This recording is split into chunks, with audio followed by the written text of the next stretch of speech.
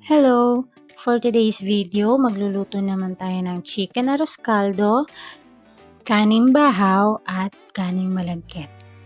Tara, umpisa na natin.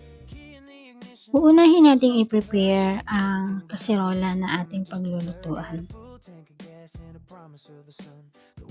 Simulan na natin magpainit ng mantika at igisa ang ating luya at sibuyas. Hindi na ako dito nagsama ng bawang dahil meron tayong ilalagay mamaya na toasted garlic na ginawa lang din namin. Isunod na natin igisa ang ating manok. Haluan na natin siya ng patis, turmeric powder at paminta. Sangkutsain natin ang ating manok, saka natin takpan at balikan natin siya pagkatapos ng 10 minuto.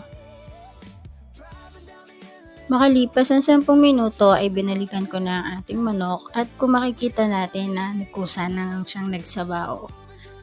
So, idadagdag na natin dito ang ating atay ng manok. Ang paghalo pala dito ay dahan-dahan lang dahil madali itong madurog. Ngayon, babalikan ulit natin siya after 5 minutes. Malipas ang 5 minuto ay dagdagan natin siya ng tubig. Ang ginawa ko, nagpakulo na ako ng tubig para mas madali siyang kumulo.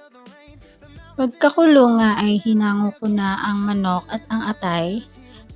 Isinunod ko na dito ang 2 cups ng malagkit na bigas at 2 cups din ng kanin bahaw or yung lumang kanin natin.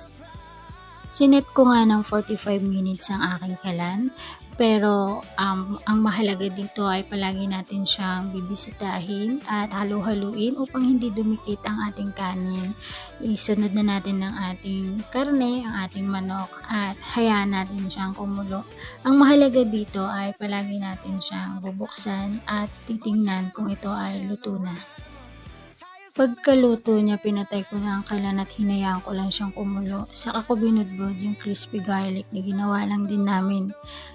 Promise, mas masarap ang crispy garlic sa huli nilalagay kaysa isasama siyang igigisa sa niluluto nating mga karne. Nilutuan ko na rin siya ng toko at baboy para mas masarap ang kain natin ng arroz caldong manok o pospas. Tara na, kain na tayo! Thank you for watching! Bye-bye!